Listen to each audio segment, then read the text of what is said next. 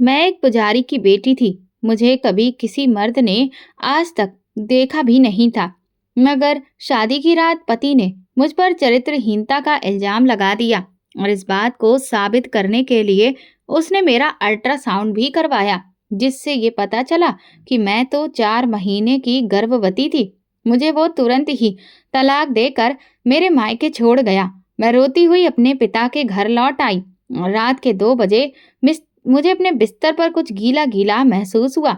जब मैंने चादर हटाकर देखा तो मेरी आंखें हैरत से फटी रह गईं, क्योंकि मैं एक बहुत ही ऊंचे दर्जे के पुरोहित की बेटी थी।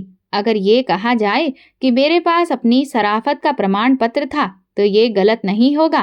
पूरे मोहल्ले में हमारे परिवार को बहुत इज्जत और सम्मान से देखा जाता था। पिताजी की ईमानदारी और शराफत के चर्चे हुआ करते थे। लेकिन मैंने ये महसूस किया था कि जब भी पिताजी की तारीफ होती, मेरी बुआ के माथे पर बल पड़ जाते थे। वो मुंह से तो कुछ नहीं कहती थी, मगर हर वक्त इनकार में सिर हिलाती रहती थी। तारीफ करने वाला जब उठकर चला जाता तो बुआ कहती, किसी का व्यवहार कितना भी अच्छा क्यों ना हो, लेकिन भगवान तो इंसान की नीयत को जानते हैं।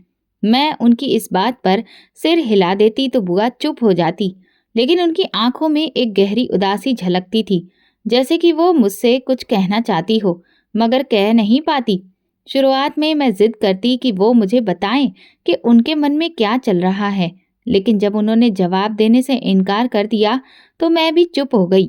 अब तो मैंने उनसे कुछ भी पूछना ही छोड़ दिया था, क्योंकि मुझे एहसास हो गया था कि वो कभी भी अपने दिल की बात नहीं बताएंगी। एक बात जो मैंने बरसों में महसूस की थी वो ये कि मेरी बुआ मेरे पिताजी को पसंद नहीं करती थी। मुझे नहीं समझ आता था कि ऐसा क्यों था, क्योंकि मैंने आज तक अपने पिता में कोई बुराई नहीं देखी थी। सबसे बड़ी बात यह थी कि फूफा जी के देहांत के बाद पिताजी ने पूरे गर्व के साथ अपनी विधवा बहन को अपनाया था। उन्होंने बुआ को अपने घर में ठहराया, उनकी हर जरूरत का ख्याल रखा। यहाँ तक कि जब फूफा जी को गुजरे हुए काफी समय हो गया तो पिताजी ने माँ के जरिए ये संदेश भी भिजवाया कि मेरी बहन से पूछो क्या वो दोबारा शादी करना चाहती है। इस पर बुआ ने साफ इनकार कर दिया था। उन्होंने कहा था, जाकर कह दो अपने पति से कि अगर मेरी 2 वक्त की रोटी उन पर भारी पड़ रही है तो मैं कहीं मजदूरी कर लूंगी, मगर मैं शादी नहीं करूंगी। माँ ने ये बात पिताजी को बता दी थी तो पिताजी बोले, लगता है मेरी बहन का दिल दुनियादारी के रिश्तों से भर गया है। कुछ समय के बाद माँ की तबीयत बिगड़ने लगी और फिर अचानक एक दिन उनका देहांत हो गया। उस वक्त मैं सिर्फ 4 साल की थी। माँ की जुदाई ने मुझे पागल कर दिया था। मैं अपने माता पिता की इकलौती संतान थी, इसलिए माँ के बहुत करीब थी। उनके जाने के बाद ऐसा लगता था कि मैं इस बड़ी दुनिया में अकेली रह गई हूँ। मुझे किसी भी चीज में दिलचस्पी नहीं रही थी। खेल कूद में भी मेरा मन नहीं लगता था। मैं दिन भर माँ को याद करके रोती रहती थी। न खाना खाती, न पानी पीती। बुआ अपने पति के गम में डूबी रहती थी, इसलिए उन्होंने मुझ पर कभी खास ध्यान नहीं दिया। लेकिन एक दिन जब मैं बहुत बीमार पड़ गई तब उन्हें एहसास हुआ कि मैं माँ के बिना अकेली थी। इसके बाद बुआ ने ही माँ बनकर मेरा ख्याल रखा। उनकी अपनी कोई संतान नहीं थी, इसलिए उन्होंने मुझे ही अपनी बेटी बना लिया। अब वो ज्यादातर समय मेरे साथ बिताने लगी। माँ के जाने के बाद मैं बहुत अकेली पड़ गई थी, इसलिए मैंने बुआ के साय में माँ का प्यार ढूंढना शुरू कर दिया। इसलिए जब बुआ पिताजी के बारे में कुछ भी बुरा कहती तो मुझे वो बातें बुरी नहीं लगती थी। शाम का वक्त था। मैं किचन में शाम के खाने की तैयारी कर रही थी। बुआ सब्जी बना रही थी और मैं रोटियां बेल रही थी। तभी पिताजी किचन में आए, मेरे सिर पर प्यार से हाथ फेरा और बोले, बेटा मुझे बहुत भूख लगी है, जल्दी से खाना ले आओ। इतना कहकर वो किचन से बाहर चले गए। जैसे ही वो वहां से गए, बुआ ने मेरी तरफ देखा, मेरा हाथ दबाया और गंभीर लहजे में बोली, अपने आप बाप से ज्यादा घुलने मिलने की जरूरत नहीं है। तुम जवान हो, अपने बाप से दूरी बनाकर रखो। मुझे बुआ की ये बात बहुत अजीब लगी। भला अपने पिता से कोई दूरी बनाकर रखता है? मैंने पूछा, बुआ आप ये कैसी बातें कर रही हैं? वो बोली, ये जो मर्द होते हैं ना, ये बहुत ही अजीब मिट्टी के बने होते हैं। ये अपनी औलाद से माँ की तरह बेशक मोहब्बत नहीं करते, जब इनको अपनी औलाद से कोई मतलब होता है तभी ये अपनी मोहब्बत याद दिलाने लगते हैं। मैं चुप हो गई क्योंकि मेरे पास इस बात का कोई जवाब नहीं था। मैं अक्सर सोचती थी कि अब तक मुझे इन बातों का आदी हो जाना चाहिए था, क्योंकि हमारे घर का माहौल अजीब था। पिताजी बुआ से नजरें नहीं मिलाते थे। अगर उन्हें बुआ तक कोई बात पहुंचानी होती तो वो मेरे जरिए भिजवाते थे। बुआ भी पिताजी की मौजूदगी में घर के बर्तन पटकती रहती थी, जैसे कि वो अपने गुस्से का इजहार कर रही हो। मैंने महसूस किया था कि जब जब बुआ ऐसा करती थी, पिताजी घबरा जाते थे और तुरंत ही घर से बाहर निकल जाते थे। मुझे अपनी बुआ की हरकतें बुरी लगने लगी थी। एक दिन मुझसे रहा नहीं गया तो मैं बुआ से पूछ बैठी, क्या आप मेरे पिताजी के साथ इस तरह से क्यों करती हैं? मेरे पिताजी सारा दिन घर से बाहर रहते हैं और जैसे ही वो घर वापस आते हैं, आप अपना गुस्सा दिखाने लगती हैं। वो उस वक्त बड़े ही अजीब तरीके से बोली, तुम्हारे बाप ने मुझ पर बहुत जुल्म किया है। अपने घर की छत तो दी है, मगर उसने मेरी आत्मा को दागदार कर दिया है। मैं उसे माफ नहीं कर सकती। इसी वजह से मैं तुम्हें हर वक्त समझाती रहती हूँ कि जैसे भी मुमकिन हो इस इंसान से दूर रहो। मैं बोली, बुआ आप ऐसा क्यों कहती हैं? बाप तो औलाद के सिर का साया होता है और औलाद अपने माँ बाप के साए में आराम करती है, और आप मुझे इस साए से दूर करना चाहती हैं। बुआ कहने लगी, मैं तुम्हें साए से नहीं बल्कि जलते हुए सूरज से दूर करना चाहती हूँ।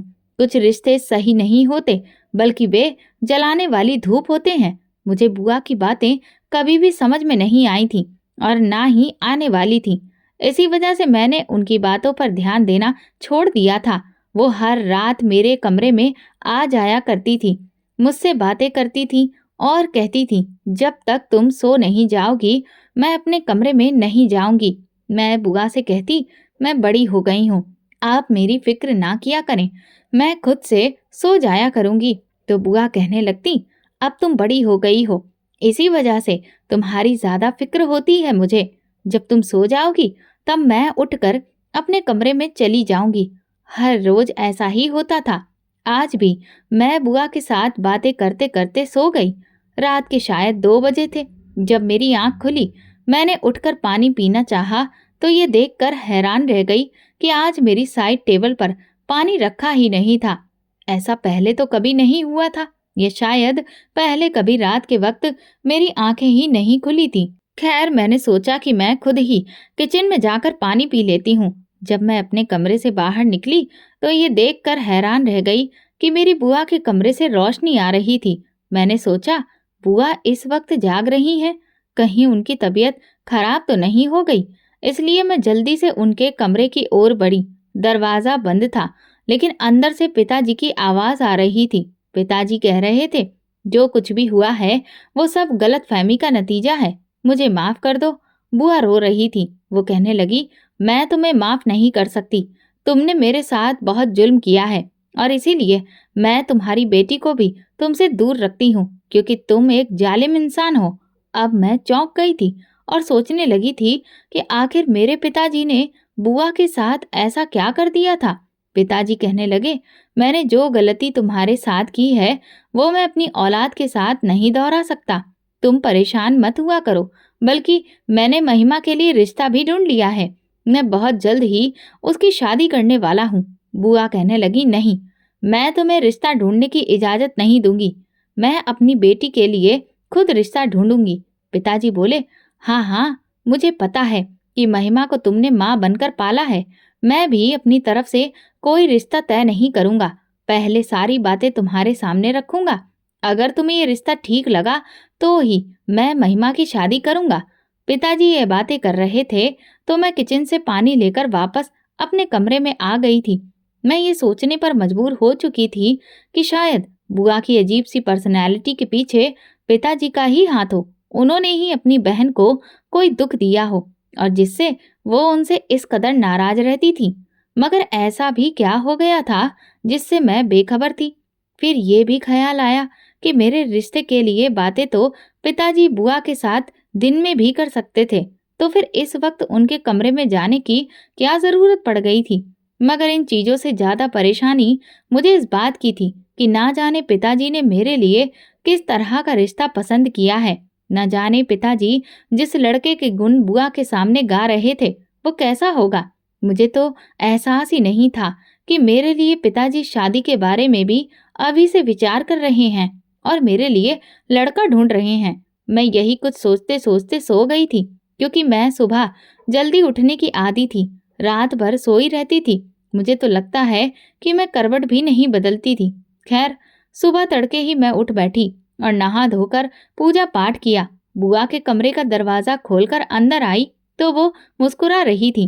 कहने लगी, हमारी बन्नो तो दुल्हन बनेगी। मैं तो पहले ही पिताजी और बुआ की बातें सुन चुकी थी, मगर ये जाहिर नहीं किया था। मैंने चेहरे पर बिना कोई भाव लाए हुए कहा, बुआ आप ये क्या कह रही हैं? वो कहने लगी, मैं तुम्हारी शादी की बात कर रही हूँ। तुम्हारे पिताजी ने लड़का पसंद कर लिया है। आज वे लोग तुम्हारा रिश्ता लेकर आएंगे और हम सब देखकर हाँ कर देंगे। बताओ, तुम्हें खुशी हुई ना? मैंने अपना चेहरा सपाट रखा और बोली, बुआ आपको क्या सपना आया था? मेरी बात सुनकर बुआ गड़बड़ा गई। वो बोली, तुम्हारे पिताजी ने ही मुझे बताया है। मैंने कहा, कब बताया उन्होंने? कल रात को तो आप मेरे कमरे में ही थी। तब तक तो आपने मुझसे ऐसा कुछ भी नहीं कहा। मुझे खुद भी एहसास नहीं था कि मैं इस तरह के सवाल जवाब बुआ से आखिर क्यों कर रही थी। बुआ के चेहरे की बदलती रंगत मुझे साफ महसूस हो रही थी। वो कहने लगी, तुम्हारे सो जाने के बाद तुम्हारे पिता ने मुझे बताया। मेरे सामने तो आप पिताजी से बात करना भी पसंद नहीं करती, और फिर मेरे सोने के बाद बात क्यों कर ली? इस बात पर मेरी बुआ का चेहरा एकदम से लाल पड़ गया। वो बोली, महिमा तुमने तो मेरा दिमाग ही खराब कर दिया है। अब तुम मुझसे बात मत करना। इतना कहकर वो चली गई और मैं चुपचाप अपने बिस्तर पर लेट गई थी। मैं अपने कमरे से बाहर नहीं निकली थी। दोपहर के वक्त मुझे देखने के लिए लोग आ गए तो बुआ मुझे अपने साथ बाहर ले गई। मेरी होने वाली सास तो मुझे देखकर बलाएं ही लेने लगी। मैंने नजर बचाकर देखा तो पता चला कि मेरा होने वाला पति भी मुझे देखने के लिए आया है। हमारी नजरें मिली तो उसने मुझे मुस्कुराकर देखा। उसकी मुस्कुराहट मेरे बेकरार दिल पर जादू की तरह असर कर गई। मुझे अंदाजा हो गया था कि मैं लड़के को अच्छी लगी हूँ। थोड़ी देर मेहमानों के साथ बैठने के बाद मैं कमरे में लौट आई। मेरे लिए समीर का रिश्ता आया था। वो एक अच्छा इंसान था और मुझे पसंद आया था। अगर मेरी शादी उससे हो जाती तो मुझे किसी भी तरह का ऐतराज नहीं था। मेहमानों के जाने के बाद बुआ मेरे पास आकर बैठ गई। उन्होंने मेरा हाथ पकड़ लिया और कहने लगी, बताओ कैसा लगा तुम्हें लड़का? तुमने उसे देखा था ना? मैंने सिर हिला दिया। बुआ कहने लगी, मैंने तुम्हारे पिता से कह दिया था कि जब तक लड़का हमारे घर पर नहीं आएगा महिमा उसे नहीं देखेगी। अगर ऐसा नहीं होता तो मैं शादी के लिए नहीं मानती। तुम्हारे पिता को मेरी जिद के आगे हार माननी पड़ी। मैं मुस्कुरा दी। सुबह जब बुआ ने मुझसे मेरी शादी के बारे में बात की थी तो मैं बहुत परेशान हो गई थी, लेकिन अब जबकि मैंने लड़के को खुद से देख लिया था तो मुझे सुकून मिल गया था। बुआ कहने लगी, हाँ बेटा, तुमने बिल्कुल सही अंदाजा लगाया। वो लड़का अच्छा है और देखने में भी ठीक लग रहा था। मैंने सिर हिलाया और बुआ के गले लग गई। उनकी आंखों में आंसू थे। वो कहने लगी, अच्छा होगा कि तुम समय पर विदा होकर अपने घर चली जाओ। इस घर से जितनी जल्दी हो सके चली जाओगी तो अच्छा ही रहेगा। बुआ की बात सुनकर मैं बोली, मेरे जाने के बाद पिताजी के जुल्म से आपको कौन बचाएगा? बुआ हंसने लगी। अब मुझे किसी से डर नहीं लगता। बुआ की आंखों में कुछ अलग ही भाव थे जिन्हें देखकर मैं डर गई। उनकी बातों का मतलब मुझे समझ में ही नहीं आ रहा था। पिताजी ने अगर तुम पर जुल्म किया है तो तुमने क्या बदला लिया? बुआ बोली, तुम इन सब बातों में मत पड़ो। मैं खुद इतनी मजबूत हूँ कि अपना बदला ले सकती हूँ। तुम अपनी शादी पर ध्यान दो और अपनी खुशियां मनाओ। मैं मुस्कुरा दी। मैंने भी सोच लिया था कि जब शादी के बाद पहली बार घर लौटूंगी तो बुआ से उनकी जिंदगी का हर राज जानने की कोशिश करूंगी। लड़के वालों ने 1 हफ्ते के अंदर शादी की तारीख तय करने के लिए कह दिया। मैं सोच रही थी कि इतनी जल्दी ये क्यों कर रहे हैं, मगर बुआ बहुत खुश थी। महिमा, लड़का बहुत अच्छा है उसके घर वाले बहुत अच्छे हैं। जितनी जल्दी हो सके तुम विदा होकर उनके घर चली जाओ। कहीं ऐसा ना हो कि रिश्ता किसी अड़चन में पड़ जाए। मैं उनकी बातें सुनकर हैरान हो जाती और पूछती, मेरे रिश्ते में कोई अड़चन क्यों होगी? उन्होंने मुझे अपनी मर्जी से पसंद किया है, मैंने तो कोई जबरदस्ती नहीं की। बुआ कहती, तुम नहीं जानती, कभी कभी किस्मत खेल खेल जाती है। मैं उनकी बातें समझ नहीं पाती थी। मुझे कहाँ एहसास था कि मेरी किस्मत मेरे लिए कोई नया खेल रच रही थी। खैर, हम ज्यादा अमीर नहीं थे। मेरे पिताजी एक बड़े पुरोहित थे और हमारी रोजी रोटी का ही बस इंतजाम था। बुआ ने अपनी शादी के जेवर शादी के तोहफे में दे दिए थे और कुछ बेचकर मेरे लिए सामान खरीद लिया था। हमारी तरफ से शादी बहुत सादगी से हुई, लेकिन लड़के वालों ने धूमधाम से शादी करने का फैसला किया था। उन्हें हमारी आर्थिक स्थिति के बारे में पता था, इसीलिए उन्होंने कम लोगों की बारात लाने का वादा किया। शादी का दिन आ गया। मैंने अपनी सहेली का लहंगा उधार लिया और पहन लिया। मैं बहुत खूबसूरत लग रही थी, नाजुक, पतली सी और बहुत गोरी चिट्ठी। मुझे खुशी थी कि मेरी जिंदगी बदलने वाली थी। फेरों के बाद विदाई का समय आया तो मैं बुआ के गले लगकर रो पड़ी। उस वक्त मुझे अपनी माँ की बहुत याद आ रही थी। पिताजी ने मेरे सिर पर हाथ रखा और बोले, बेटा, रोने की जरूरत नहीं है। अपनी नई जिंदगी के लिए प्रार्थना करो, भगवान सब अच्छा करेगा। मैं गाड़ी में बैठ गई। मेरे पति मेरे पास बैठे थे। मेरी आंखों से आंसू गिर रहे थे तो उन्होंने मेरा हाथ पकड़ लिया। मेरे दिल की धड़कनें तेज हो गईं। हमेशा मेरी बनकर रहना, मैं उम्र भर तुम्हारा साथ दूंगा, तुम्हारी आंखों में कभी आंसू नहीं आने दूंगा। मैं बहुत परेशान थी, इसलिए मेरे पति मुझे तसल्ली देने लगे। तुमसे पहले भी माँ ने मुझे कई लड़कियों की तस्वीरें दिखाई थी, लेकिन मुझे उनमें कोई दिलचस्पी नहीं थी। मगर जब मैंने तुम्हें देखा तो मैंने सोच लिया कि तुम ही मेरी पत्नी बनोगी, तुम ही मेरे घर की रानी बनोगी। उनकी बातें सुनकर मेरा दिल सुकून में आ गया। हमारी अजनबीपन की दीवारें कुछ ही पलों में मिट गईं। मैं अपनी किस्मत पर फक्र कर रही थी कि मुझे इतना अच्छा जीवन साथी मिला है। मुझे लगने लगा कि उसकी संगत में मेरी जिंदगी बहुत खूबसूरत गुजरेगी। लेकिन मुझे कहाँ पता था कि किस्मत पलटने वाली है।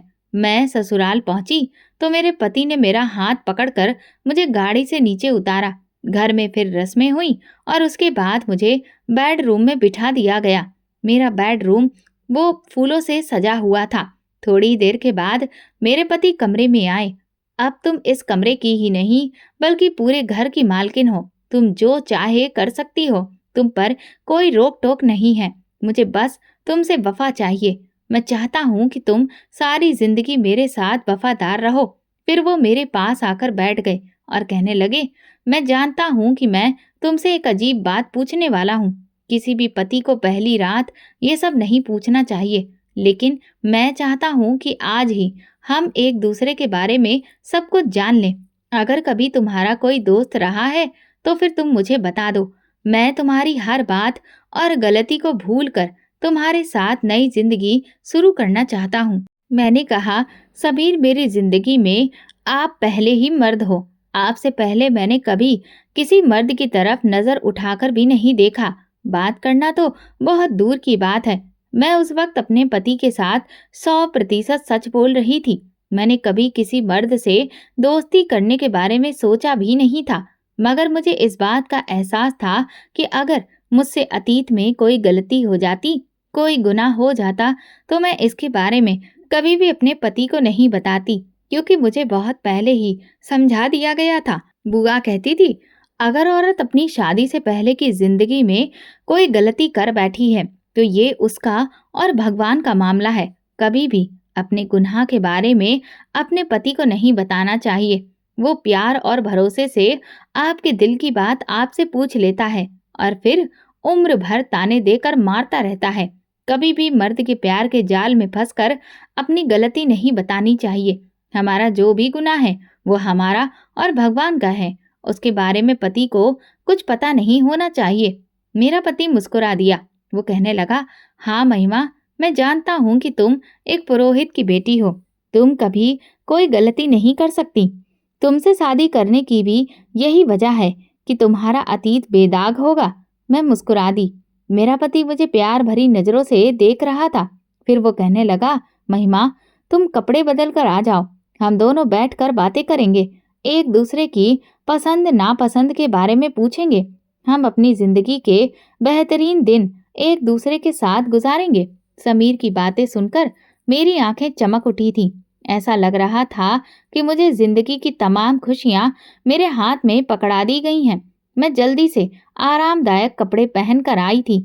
समीर मेरी तरफ मुस्कुराकर देख रहा था। वो कहने लगा, तुमने तो सुर्ख लाल रंग के कपड़े पहन लिए हैं, इसका मतलब है कि तुम्हें चटकीले रंग अच्छे लगते हैं। मैंने इनकार में सिर हिलाया और बोली, नहीं, वैसे तो मुझे लाल की जगह नीला रंग अच्छा लगता है, मगर बुआ ने कहा था कि शादी के पहले के दिनों में लाल रंग पहनना नई नवेली दुल्हन के लिए खुशियों को लेकर आता है। समीर, मैं चाहती हूँ कि आपके साथ मेरी जिंदगी खुशियों से भर जाए। समीर बोला, तुम मुझे बताओ, तुम और क्या चाहती हो? उसने मेरा हाथ पकड़ा और मुझे अपने पास बैठाया। मैं बोली, मुझे आपसे प्यार, मोहब्बत और इज्जत चाहिए। समीर मेरे साथ बातें करते हुए मुस्कुरा रहा था, मगर मैंने अचानक उसके चेहरे से मुस्कुराहट गायब होते हुए देखी। उसका चेहरा पीला पड़ गया था।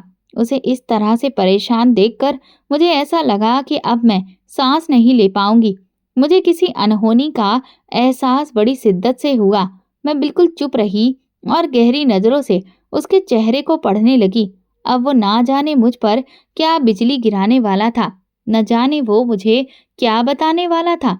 समीर धीरे धीरे कहना शुरू करता है। वो बोला, तुम बहुत दुबली पतली हो, क्या तुम्हारी खुराक बहुत कम है? उसकी बात सुनकर मैं परेशान हो गई। मुझे लगा कि शायद मेरे पति को मोटी लड़कियां पसंद हैं, तो मैं बोली, जी, मैं ज्यादा कुछ नहीं खा पाती, लेकिन फिक्र ना करिए, अगर आपको मोटी लड़कियां पसंद हैं तो मैं अपनी खुराक डबल कर लूंगी और कुछ ही दिनों में मोटी हो जाऊंगी। मुझ पर खाना बहुत जल्दी असर करता है।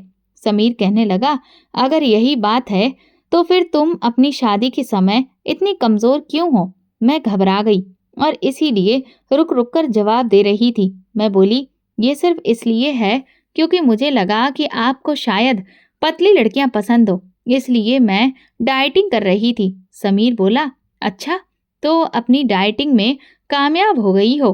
मैं बोली, जी, बिल्कुल। वो बोला, फिर तुम्हारा ये पेट? उसने कुछ इस अंदाज में बात की कि मेरे सामने तो आसमान नाचने लगा। मैं बोली, क्या हुआ मेरे पेट को? वो बोला, ये इस कदर बड़ा हुआ क्यों है? तुम तो बहुत स्मार्ट हो और जो लड़कियां स्मार्ट होती हैं उनके पेट उभरे नहीं होते। तुम्हारे पेट को ये क्या हुआ है? मैंने अपने पेट पर हाथ रखा। ये बिल्कुल सख्त पत्थर की तरह था। मैंने ध्यान दिया कि मैं वाकई बहुत कमजोर थी, लेकिन मेरे पूरे शरीर में जो चीज साफ तौर पर दिख रही थी वो मेरा पेट था। मुझे अच्छी तरह याद है, जब मैंने अपनी सहेली से उसकी शादी का लहंगा लेकर पहना था तो वो मेरे पेट की जगह पर टाइट हो रहा था। मैंने उससे कहा था कि ये मुझे फिट नहीं है, थोड़ा सा टाइट है। मेरी सहेली हंस दी। वो कहने लगी, अच्छा, तो तुम शादी की खुशी में मोटी हो गई हो? फिक्र ना करो। ना तो उसने इस तरफ कोई खास ध्यान दिया था और ना ही मेरा ध्यान गया था। अब मैं बहुत घबरा गई थी। मैंने समीर से कहा, फिक्र ना करें, मैं एक्सरसाइज करूंगी। मेरी आंखों में आंसू आ गए। मैंने कहा, वैसे क्यों कर रहे हैं आप? वो कहने लगे, तुम जानती हो ना कि मैं डॉक्टर हूँ, मैं चेहरे को देखकर ही बीमारी की वजह पकड़ लेता हूँ। मैंने कहा, तो फिर क्या दिक्कत है? क्या मुझे किसी तरह की कोई बीमारी हो गई है? समीर ने इनकार में सिर हिलाकर मुझे गहरा झटका दिया। वो कहने लगा, तुम्हें एक बहुत खतरनाक बीमारी है, बेवफाई की। उसकी बात सुनकर मेरे दिल की धड़कनें थम गई। ये आप क्या कह रहे हैं? मैंने कोई बेवफाई नहीं की। मेरा पति कहने लगा, तुम्हारे पेट में किसका बच्चा पल रहा है? मुझे सब सच बताओ। मैं फूट फूट कर रोने लगी। ऐसी कोई बात नहीं है, मैंने किसी के साथ कुछ गलत काम नहीं किया। मैं प्रेग्नेंट नहीं हूँ। मेरे पेट में बच्चा कहाँ से आ गया? वो बोला, मैं तुमसे सिर्फ वफादारी चाहता हूँ और कुछ नहीं, लेकिन तुमने ये क्या किया? किसी और का बच्चा लेकर मेरे घर में आ गई हो। अरे तुम्हें तो डूब कर मर जाना चाहिए। मैं अपने पति की बातें समझ ही नहीं पा रही थी। मैं बोली, आप ये क्या कह रहे हैं? मेरे पेट में बच्चा कहाँ से आ गया? मैं तो कभी किसी मर्द के साथ बात तक नहीं करती थी। मेरा पति कहने लगा, अगर तुम अपनी गलती मानने को तैयार नहीं हो, तो मैं भी फिर तुम्हें ऐसे ही तलाक देने को तैयार नहीं हूँ, क्योंकि फिर सारी उम्र मुझे अफसोस रहेगा कि काश मैं तुम्हारी बात मान लेता। चलो, मैं तुम्हें एक डॉक्टर के पास लेकर चलता हूँ और तुम्हारा चेकअप करवा कर वापस लाता हूँ। अभी दूध का दूध और पानी का पानी हो जाएगा। मैं बोली, इसका मतलब आप अभी तक इसीलिए ऐसी बातें कर रहे थे? समीर ने कहा, हाँ, क्योंकि मैं किसी बदकिरदार औरत को अपने घर में नहीं रह सकता। उसने मेरा हाथ पकड़ा और मुझे बाहर ले गया। ये तो शुक्र था कि उस वक्त आंगन में कोई भी मौजूद नहीं था, क्योंकि सब लोग पूछने लगते कि तुम नई नवेली दुल्हन को कहाँ पर लेकर जा रहे हो। और अगर वो ये कह देता कि गायनाकोलॉजिस्ट के पास लेकर जा रहा हूँ, तो फिर मेरी क्या इज्जत रह जाती। खैर, मैं चुप थी। मेरे पास तो कहने के लिए भी कुछ भी नहीं था। मैं दिल से भगवान से प्रार्थना कर रही थी कि अब वही मेरी मदद करे। लड़का बहुत अच्छा है, मैं इसे गंवाना नहीं चाहती। भगवान मेरा चरित्र सही साबित करे, मुझ पर किसी भी तरह का कोई भी इल्जाम ना लगे। मैं रोती रही और प्रार्थना करती रही। आखिरकार अस्पताल आ गया। वो मुझे डॉक्टर के पास ले गया। डॉक्टर ने अल्ट्रासाउंड किया और फिर जो कहा उसे सुनकर तो मुझे ऐसा लगा जैसे मुझ पर बिजली ही गिर गई हो। डॉक्टर ने कहा, आप 4 महीने की प्रेग्नेंट हैं। मैं इनकार में सिर हिलाने लगी और बोली, ये तो नहीं हो सकता। आज तक मुझे कभी किसी ने हाथ तक नहीं लगाया। मेरी इस बात पर डॉक्टर मुस्कुरा दिया। वो कहने लगा, हर लड़की गुनाह करने के बाद ऐसे ही कहती है, लेकिन माफ करना, मैं रिपोर्ट को बदल नहीं सकता। जो सच है वो सच है। मैं उठकर बाहर आ गई। पीछे पीछे समीर भी आया। उसने मेरा हाथ पकड़ा और मुझे अपनी गाड़ी में बिठाकर अपने साथ ले गया। वो कहने लगा, अब तुम अपनी सफाई में कुछ कहोगी? मैं फूट फूट कर रोने लगी। मैंने कहा, समीर, सब कुछ आपके सामने आ गया है। मैं 4 महीने की प्रेग्नेंट हूँ, लेकिन भगवान गवाह है, आज तक मैंने कभी किसी से बात तक नहीं की। उससे मिलना जुलना तो बहुत दूर की बात है। मुझे नहीं पता कि ये बच्चा किसका है और कहाँ से आया है। समीर मेरी आंखों में आंखें डालकर कहने लगा, तो फिर अपने आसपास निगाह रखो। तुम्हारे साथ ये जुल्म किसने किया? तुम्हारे घर में कितने लोग रहते हैं? मैं बोली, हम बस 3 ही लोग हैं, मैं, मेरे पिता और बुआ। समीर कहने लगा, अपने आसपास ध्यान रखना। इसके बाद उसने मुझे तलाक दे दिया। मैंने उससे कुछ भी नहीं कहा, क्योंकि शायद मेरी किस्मत में यही लिखा था। वो मुझे मेरे पिता के घर छोड़ गया। मैंने दरवाजे पर दस्तक दी। बुआ ने दरवाजा खोला। वो मुझे देखकर हैरान रह गई और कहने लगी, तू यहाँ कैसे आ गई? अभी तो रात का 1 बजा है। तू अपना घर छोड़कर यहाँ पर कैसे आ गई? नई नवेली दुल्हन शादी की पहली रात मायके वापस नहीं आया करती। मैं बोली, बुआ, मेरे पति ने मुझे तलाक दे दिया है। ये सुनकर बुआ का मुंह खुला का खुला रह गया। वो कहने लगी, तुम ये क्या कह रही हो? ये कैसे मुमकिन है? उसने तुझे तलाक क्यों दिया? मैं बोली, क्योंकि मेरे पेट में 4 महीने का बच्चा है। मेरी ये बात सुनकर बुआ ने मेरे मुंह पर जोरदार थप्पड़ जड़ दिया। वो कहने लगी, तूने किसके साथ मुंह काला किया? तुझे शर्म नहीं आई? मैं चीख चीख कर रोने लगी। मैंने कहा, मैंने कुछ भी गलत नहीं किया बुआ। मुझे ये भी नहीं पता कि ये बच्चा कहाँ से आया है। मुझे ये भी नहीं पता कि ये किसका है। मैंने कुछ भी बुरा काम नहीं किया। मैं चिल्लाती रही। फिर बुआ मेरे पास बैठ गई और मुझे गले लगा लिया। वो मुझे कमरे में ले गई और पानी पिलाया। सब कैसे हुआ? उन्होंने पूछा। मैंने कहा, मुझे नहीं पता बुआ, मेरा कोई कसूर नहीं है। इतना कहकर वो पिताजी के कमरे में चली गई। पिताजी गहरी नींद में सो रहे थे। मैं भी वहां गई। मैंने कहा, पिताजी उठिए, मेरी बात सुनिए। मगर पिताजी ने मेरी कोई बात नहीं सुनी। बुआ कहने लगी, बेटा, तुम्हें तो पता है ना कि तुम्हारे पिता दिन भर घर से बाहर रहते हैं, सुबह भी जल्दी उठ जाते हैं और इसीलिए रात भर गहरी नींद में सोते हैं। अब ये सुबह ही उठेंगे, तब तुम अपनी बात उन्हें बता देना। बुआ पूरी रात मेरे साथ बैठकर रोती रही। मैंने उनसे कहा कि मेरा मुजरिम मेरे सामने कब आएगा? वो बोली, तुम चिंता मत करो, जिसने तुम्हारे साथ ऐसा किया है मैं उसे ढूंढ ही लाऊंगी। तू मुझ पर भरोसा रख। सुबह बुआ पिताजी को उठाने के लिए कमरे में गईं। पिताजी उठते ही मंदिर चले गए। फिर बहुत देर बाद घर लौटे। घर आते ही कहने लगे, क्या बात है? मोहल्ले के लोग बता रहे थे कि रात को हमारे घर से रोने की आवाजें आ रही थी। कौन रो रहा था?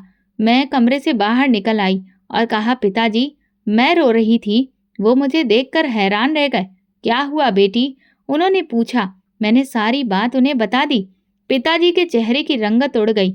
मैंने कहा कि इसमें मेरा कोई कसूर नहीं है। मुझे नहीं पता कि मेरे साथ ये सब किसने किया।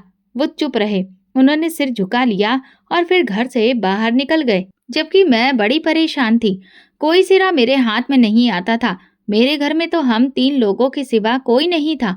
एक मैं, पिताजी और बुआ। उनमें से किसी पर भी शक नहीं किया जा सकता था। मगर मैंने सोच लिया था कि मैं हर हाल में अपने मुजरिम तक पहुंच जाऊंगी। मैं भगवान से प्रार्थना करती थी कि जिसने भी ये सब किया है उसे बेनकाब कर दो। मैंने अपने घर के मामलों पर नजर रखना शुरू कर दिया। मैंने किसी को भी ये महसूस नहीं होने दिया था कि मैं हर चीज पर नजर रख रही हूँ। भले ही मैं अपने गम में खोई थी, मगर मुझे हर बात का एहसास था कि मेरे आसपास क्या हो रहा है। मैं सारा दिन परेशान रहती, घर में चलती फिरती रहती। पिताजी इस कदर गम में डूबे थे कि वे घर में आते ही नहीं थे। रात होती तो बुआ मेरे साथ आकर लेट जाती। वे मुझसे बातें करते हुए कहती, तुम्हारी जिंदगी में सब कुछ अच्छा होगा, तुम फिक्र ना करो, तुम्हारी परेशानियां चली जाएंगी, भगवान सब ठीक करेगा। उनकी बातों से मुझे उम्मीद मिलती और मेरी आंख लग जाती। फिर मैं सुबह 4 बजे ही सोकर उठ जाती। मैं सोने पर मजबूर हो गई थी, जैसे कि मुझ पर कोई कयामत बीत चुकी हो। गमों का पहाड़ टूट गया था। मगर मेरी रात की नींदें क्यों खराब नहीं हुई थी? मैं क्यों सारी रात इस तरह से सोई रहती थी? इसके पीछे क्या वजह थी? बुआ की मौजूदगी में मुझे क्यों नींद आ जाती थी? इसीलिए मैंने बुआ से कई बार कहा कि वो अपने कमरे में सोया करें, मगर फिर भी वे मेरे कमरे में आ जाती। जब तक मैं सो न जाती वे बाहर नहीं जाती थी। इसीलिए मैंने सोच लिया था कि इस बार मैं चालाकी करूंगी। मैं बुआ के सामने ऐसे जाहिर करूंगी कि मैं सो गई हूँ, मगर जागती रहूंगी और रात भर हर चीज पर नजर रखूंगी। रात को बुआ मेरे कमरे में आई और मुझसे बातें करने लगी। मैंने आंखें बंद कर ली और उन्हें यह दिखाया कि मैं सो गई हूँ। थोड़ी देर के बाद उन्होंने मुझे पुकारा, महिमा, मगर मैंने कोई जवाब नहीं दिया। तब वे उठकर बाहर चली गई। मैं भी अपने बिस्तर से उठकर बैठ गई और कमरे की खिड़की के पास जाकर खड़ी हो गई। अभी ज्यादा देर नहीं हुई थी कि मुझे आंगन से किसी के कूदने की आवाज सुनाई दी, जैसे कि कोई शख्स हमारे घर में आ गया हो। मैं एकदम से चौकन्नी हो गई। ये देखकर तो मेरी जान ही निकल गई थी कि मेरे घर में एक गबरू नौजवान दाखिल हो गया था। उसने इधर उधर का जायजा लिया और फिर बुआ के कमरे की तरफ चला गया। ये देखकर मेरी जान कांप गई कि कहीं वो मेरी बुआ को नुकसान ना पहुंचा दे। मैं भी दबे कदमों से वहां पहुंची। वो लड़का बुआ के कमरे में था। मैंने आगे बढ़कर खिड़की से देखा। वो लड़का बुआ के साथ बातें कर रहा था। ऐसा लगता था कि दोनों एक दूसरे को पहले से ही जानते थे। बातें करते करते उसने अचानक एक कपड़ा बुआ के सामने कर दिया, जिससे बुआ गहरी नींद में डूब गई। मेरे तो होश ही उड़ गए। न जाने वो लड़का बुआ के साथ क्या करने वाला था। तभी वो बोला, तू क्या समझती है बुढ़िया? मैं तेरी वजह से यहाँ आता हूँ। तुझे गलत लगता है। मैं तो तेरी भतीजी के लिए आता हूँ। मुझे भला तुझसे क्या दिलचस्पी होगी? हाँ ठीक है, मैं तुझसे पैसे लेकर खा लेता हूँ, तुझसे प्यार मोहब्बत की बातें भी कर लेता हूँ, मगर मेरे यहाँ आने का असली मकसद तो तेरी भतीजी है। ये बातें सुनकर मैं पत्थर की तरह जड़ हो गई थी। मैं भागती हुई अपने कमरे में दाखिल हो गई। मैंने बिस्तर पर 2 तकिए रखकर उन पर चादर डाल दी, ताकि ऐसा लगे कि वहां पर कोई सोया हुआ है। फिर मैं अटैच्ड बाथरूम में जाकर छिप गई। मैंने दरवाजे की तरफ से देखा। वो लड़का मेरे कमरे में आया। उसने शीशी निकाली, उसमें से रूमाल भिगोया और मेरे बिस्तर की चादर हटाकर मुझे सुलाने की नीयत से आगे बढ़ा। मगर जब उसने बिस्तर पर मुझे नहीं पाया तो हैरान रह गया। वहां तो सिर्फ 2 तकिए पड़े थे। उसके हाथ की बेहोशी की दवा बिस्तर पर गिर गई थी, जिससे वो गीला हो गया।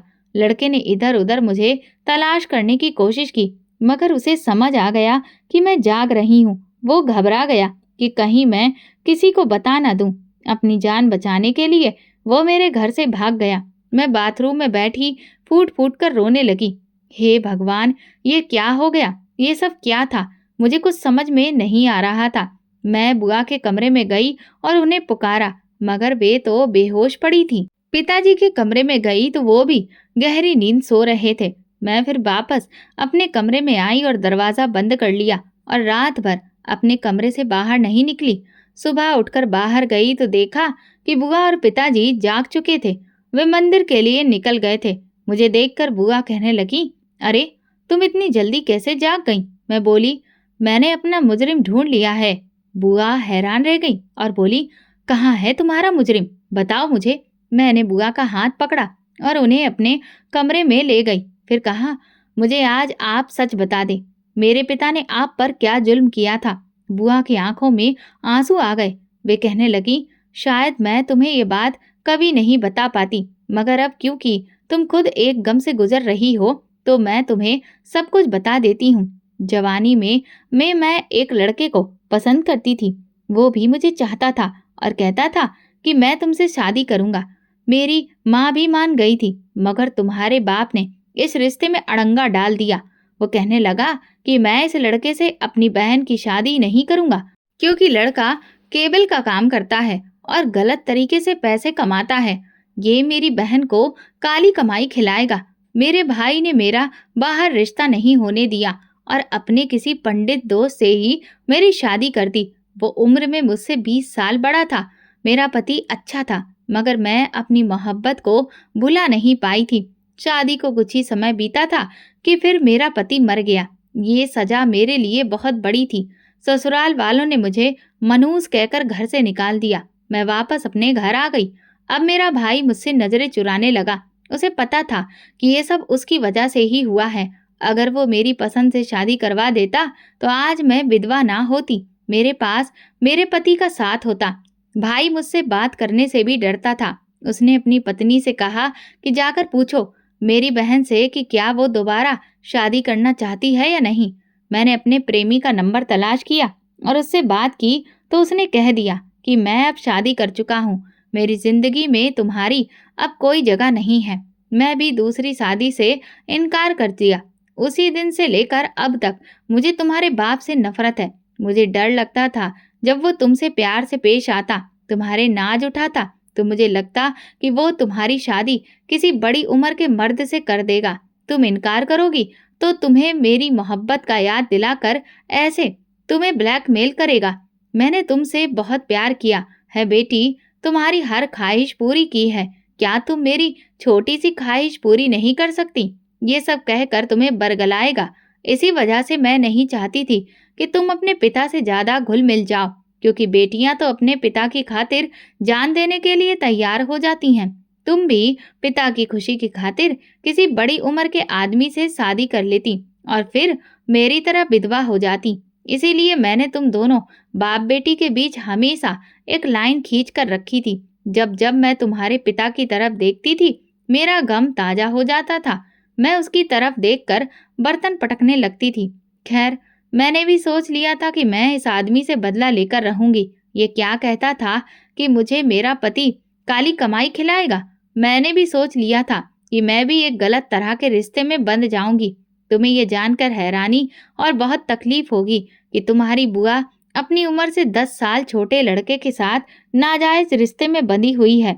मैं हर रोज तुम्हारे पिता को और तुम्हें खाने की नींद में दवा मिला देती थी। इसी वजह से वो रात भर जाग नहीं पाते थे। ये बातें सुनकर मैं फूट फूट कर रोने लगी और बोली, मैं ये सब जान चुकी हूँ। कल रात मैं जाग रही थी। मुझे सुलाने के बाद जब आप अपने कमरे में चली गईं, तो थोड़ी देर के बाद एक लड़का घर में दाखिल हुआ। वो आपके कमरे में गया। उसने आपको नींद की दवा सुलगा दी और फिर मेरे कमरे में आया। मैं खुद को कमरे में बंद कर चुकी थी। उसने मुझे भी नींद की दवा सुंघाने की कोशिश की, मगर मैं बच गई। वो आपके कमरे में कह रहा था कि मैं तुम्हारी खातिर नहीं, बल्कि तुम्हारी भतीजी की खातिर यहाँ पर आता हूँ। मुझे जिसने पेट से किया है वो कोई और नहीं, बल्कि वही लड़का है जिसे आप घर बुलाती थी। आपका गुनाह मेरी जिंदगी का सबसे बड़ा गुनाह बन गया है। आपने मुझे उम्र भर का रोना दे दिया है। मैं ये बातें करती रही और फिर बेहोश हो गई। मेरी आंख अस्पताल में खुली थी। बुआ ने बताया कि तुम्हारे पेट में जो बच्चा पल रहा था वो खत्म हो गया है। बुआ की बात सुनकर मेरी आंखों में आंसू आ गए थे, क्योंकि मैं इस बच्चे को प्यार नहीं दे पाती। वो मुझे हमेशा मेरी तकलीफ और अतीत की याद दिलाता और मैं उम्र भर उसे देखकर बच्चे से नफरत करती रहती। बुआ ने उस लड़के से बदला लेने का सोच लिया था। उन्होंने उसे फिर से एक रात घर में बुलाया। जब वो दाखिल हुआ तो उन्होंने पुलिस को फोन कर दिया और कहा कि ये एक चोर है। चोरी के इल्जाम में उसे गिरफ्तार करवा दिया गया। उधर मेरे तलाक की खबर भी पूरे परिवार में फैल चुकी थी। मुझे इस बात का डर था कि अब हर कोई मुझ पर ही आरोप लगाएगा, मगर भगवान भला करे समीर का। उसने सबको यही कह दिया कि मैं अपनी पत्नी को तलाक इसलिए दे रहा हूँ क्योंकि मुझे कोई और लड़की पसंद थी। उसने मेरा इल्जाम अपने सिर पर ले लिया था। उसके तलाक देने के बाद मेरे कई रिश्ते आए, मगर मैं अभी फिलहाल किसी के साथ शादी के बंधन में बंधने के लिए तब बिल्कुल भी तैयार नहीं हूँ। अब आप ही बताइए कि अब मुझे क्या करना चाहिए? दोस्तों, अगर आपको हमारी कहानी पसंद आई है तो प्लीज कमेंट करके जरूर बताइएगा। वीडियो को लाइक करिए और ज्यादा से ज्यादा शेयर करिए। अगर आप इस चैनल पर नए हैं तो सब्सक्राइब जरूर करिए और नोटिफिकेशन बेल को दबाएं ताकि अगली अपडेट सबसे पहले आपको मिले। धन्यवाद।